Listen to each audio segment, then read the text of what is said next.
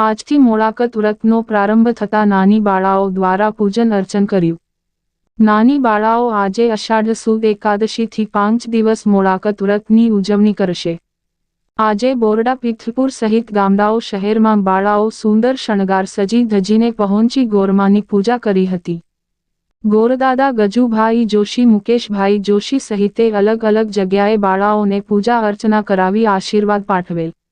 મુકેશભાઈ જોશીએ જણાવેલ કે પતિના લાંબા આયુષ્ય અને સારા પતિની પ્રાપ્તિ સહિત માટે બાળાઓ મોળાકત વ્રત કરે છે અને 5 દિવસ મોળું જમી ઉજવણી કરશે. આગામી દિવસોમાં જયા પાર્વતી દિવસો સહિત વ્રત આવી રહ્યા છે. વેપારીઓ પૂજાપા સહિતની તૈયારીઓ કરી રહ્યા છે. રિપોર્ટ કમલેશ ઢાપા.